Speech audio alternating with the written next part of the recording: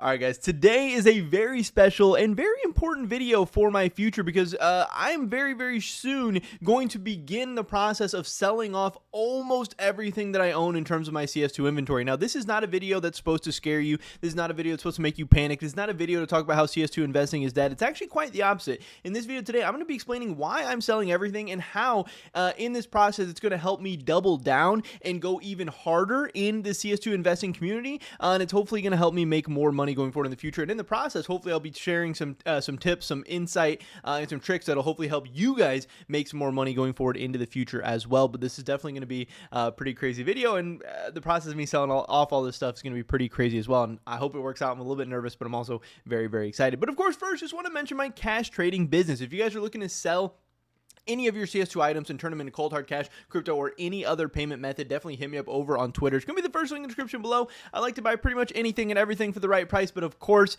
you guys know it by now. I don't even need to keep saying it. We like to get those big deals done. If you have any expensive skins, gloves, knives, bolt cases, maybe you want to sell your entire inventory, I would love to help you guys cash out safely, effectively, and efficiently. And of course, by selling them, you're helping support me, my channel, and my content as well, so we can keep doing more crazy videos like this one. With that being said, let's get right into this video today. So, in this video, I want to start first by going over all the different stuff that I am going to be selling, that I am going to be getting rid of.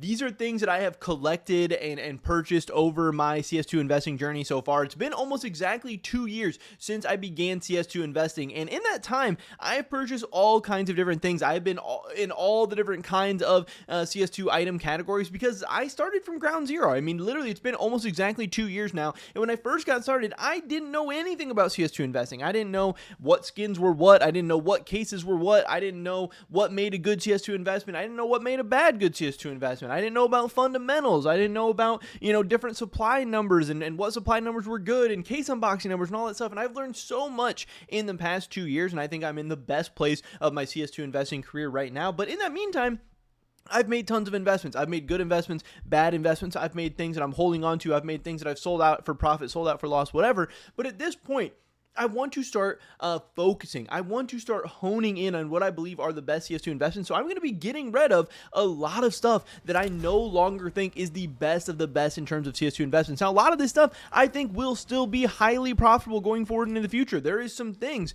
okay, one of the first things I'm going to be selling off, and part of why I want to make this video is to kind of document and showcase all the different things I have, because not only am I a CS2 investor, but I am truly a collector. I think so many CS2 items are so cool and iconic, and I love owning them, and I love having them. I love being able to look at them. I'll get on, just to check out different stuff, and getting rid of this stuff, it's going to be hard for me because it's like, damn, that is something that I own. These are pieces of Counter-Strike history. These are iconic items. These are just cool looking things, stickers, patches, skins, all that stuff.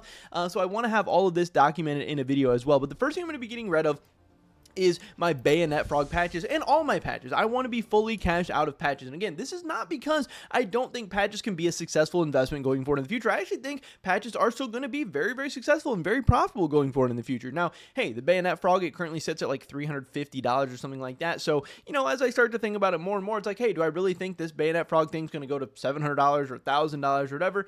I don't know. It could, it might not. I don't know. But just in the meantime, I think there's probably better places to have my money. And overall, I do still think that patches have a kind of thesis going forward in the future. I do think that if and when Valve decides to put out another lineup of agents, I do think patches are going to see a boost in these application rates. I think those are going to drive numbers up. I think people are going to want to have, bayonet frogs applied to all the new agents, stuff like that. And I think if we ever get future agent customization, patches are going to see a kind of resurgence and continue to go up as well. But for right now, I want to get out of patches. Now, I know some people are going to be like, oh, you lost so much money on bayonet frog, blah, blah, blah. Like, no, at certain different points, I think I owned as many as like 10 to 15 bayonet frogs.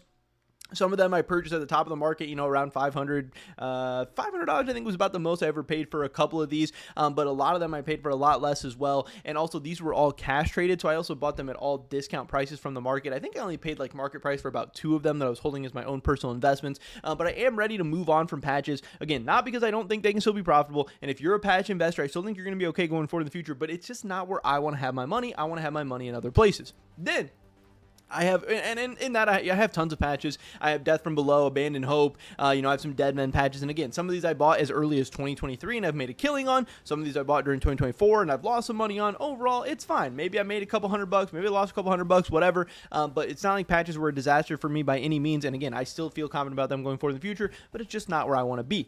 Also, I have a ton of really, really cool stickers that I'm very, very sad to be getting rid of, but I think I need to move on. I have a couple of Titan Hollow Cato 15s, and again, for me, I still think these stickers are going to do insanely well going forward in the future as Valve continues to, put out more and more borderless stickers. I think cool, iconic, old school bordered stickers are just going to become more rare, more expensive, more exciting, more awesome. But again, at these current prices, do I really think they have, the 3, 5, 10x potential that some other items in CS2 have?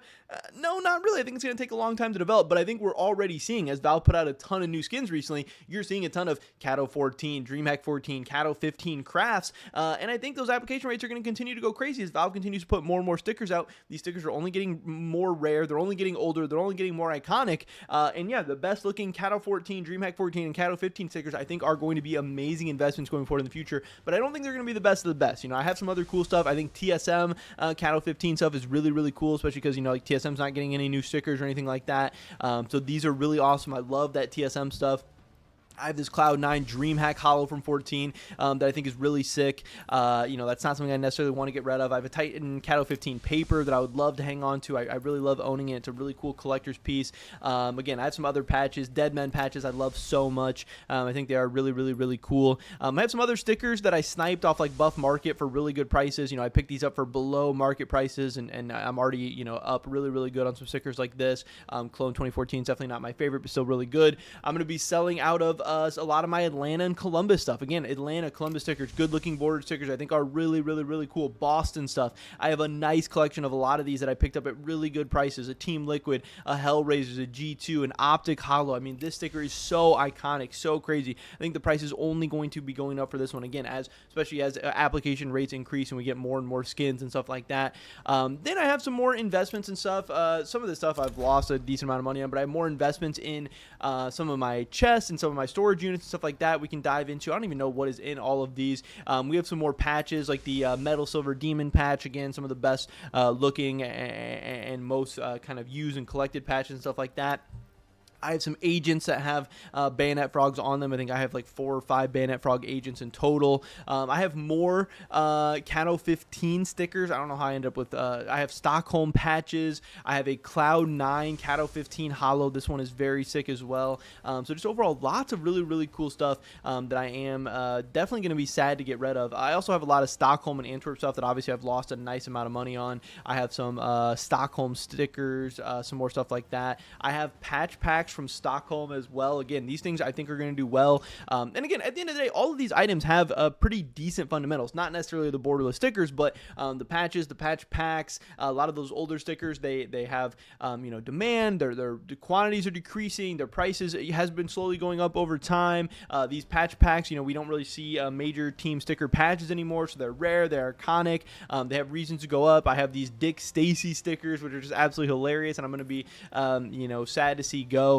But I have all different kinds of stuff that I overall think I'm going to be getting rid of pretty much all of it because there is, a reason to go heavy into the things that you believe in most. And right now, after all of my CS2 research, after all my CS2 investing, whatever, I have decided that for me, now everyone's different, but I've decided that for me, the best places to put my money and the places that I want to specialize and the place that I want to, be putting most of my money into is going to be rare cases. And I have been loading up on rare cases. You can see that even just in this storage unit alone, how many different rare cases and stuff are in here, discontinued or rare cases. But rare cases are what I love. I love the fundamentals. I love the growth prospect. I love the growth opportunity. I love that my financial incentives are aligned with Valve's directly. Valve wants to sell more cases and have people unbox more cases and all that. And if that happens, then hey, I'm going to be making more money as well. These things are, only a small percentage of the overall cases getting dropped, and they're still a nice percentage of the cases getting opened. Their supplies are always decreasing. Their price should, in theory, always be increasing. Cases have insane demand. People love them. You have the golds inside them. You have the rare, iconic items, all that stuff. And the other place I want to be putting my money is into trade up skins, whether that be skins from discontinued cases, like the skins from inside the Snakebite case, or skins from discontinued collections. I really think that those, for me at least, are the two best places. Now, again, I know there's so many people out there that say, oh, but isn't diversification key? Isn't diversification important? Blah, blah, blah, blah, blah. And people really get that wrong. And this is something, you can even see from like iconic investors like Warren Buffett, Charlie Munger, some of the most successful investors of all time. They talk about how diversification is actually bad. Diversification is a way to preserve wealth once you've made it rich. Once you are, a millionaire or a 10 millionaire or a billionaire or whatever, then you want to diversify so you can hold on to that wealth so it can slowly grow over time, whatever. But in the process of getting rich, in the process of getting to somewhere that actually matters, again, I'm not rich. I figure most of you out there watching these videos right now are not rich. So to get to somewhere that matters, you actually need to go all in, or near all in. You need to pile in to your highest conviction plays. You need to have a meaningful amount of money, or as meaningful amount of money as possible in the places that you believe most. Because if your money is too spread out, even if you pick a couple winners, you're also going to be spread out to a couple losers, and you're going to be spread out so thinly that even if you do hit something that ends up 10xing, 100xing, 1000xing, whatever, it's going to be such an insignificant portion of your overall money that you're not really even going to see an amount of growth. But if I believe in cases and I believe in trade up skins and fodder and everything the most, in theory, or at least, due to my beliefs and the investors that I believe in the most, they are saying that I should have the largest percentage of my money, or as much money as I can, reasonably and, I guess intelligently have allocated to them. I should be piling my money into that stuff. So if I believe rare cases are the best place to have my money in CS2, if I believe trade up skins or trade up fodder or whatever is the best place to have my money in CS2, that is where I should be piling all my money. So I'm going to be selling out of all the other places, even though I still think they can be good investments. Even though I think if you own Cattle 15 stickers or patches or whatever, you're still going to make money. You're still going to do well. I think there's a lot of awesome places to have your money in the CS2 markets. I want to have my money in the best of the best places, but also I want to become an expert. I want to be one of the most knowledgeable people on the planet on the things that I'm putting the most money into. And if I'm trying to, research stickers and research patches and research cases and research skins, blah, blah, blah, blah, blah, there's just not enough time in the day. There's not enough, brain power, brain capacity, whatever. I need to be honed in. I need to be dialed in.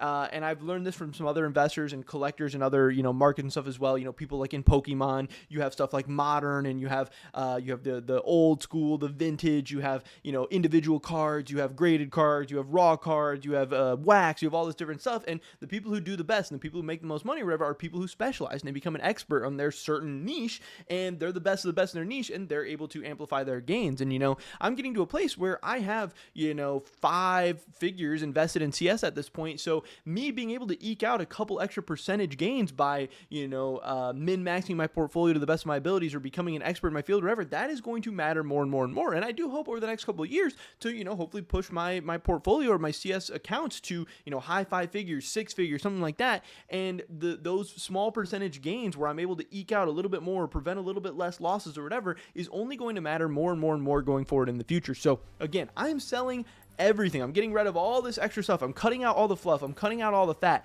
Not because I don't believe in this stuff. Not because I think CS2 investing is dead. Not because I don't think you can't make money, investing in stickers or patches or whatever other different stuff you guys want to invest in. But because I believe the most in rare cases, because I believe the most in trade up skins and fodder. So I'm going to be selling out of everything else, funneling all my money into this. And I really hope and believe and think that it's going to help amplify my gains in the long run. And like I said, I'm nervous. Part of me doesn't want to do this. I love all the stuff that I own. I invested in all the stuff I invested and purchased and whatever for a reason. And I love collecting this stuff. I love owning this stuff. I love having it on my account. But I need to make the smartest decision I can for myself possible, and for my future, and for my gains. And I think that's going to be by putting my money in the places that I believe most, going all in on rare cases and trade up skins from discontinued collections and rare cases. So this is what I'm going to be doing, and I'm going to start the process of selling off a lot of this stuff. It's going to take a while. I'm going to have to move a lot of stuff out of storage units and wait for the stuff to sell, and I'm going to try and get the best price possible and whatever, but it's going to allow me to buy even more cases and even more other stuff, and maybe invest even more in my YouTube channel, do some bigger videos and stuff like that going forward in the future. But yeah, this is a crazy time. I'm selling everything, and I hope it's going to work out. We'll have to wait and see. Pretty much it was video today, guys. Hopefully I catch you in the next one. Until then, peace.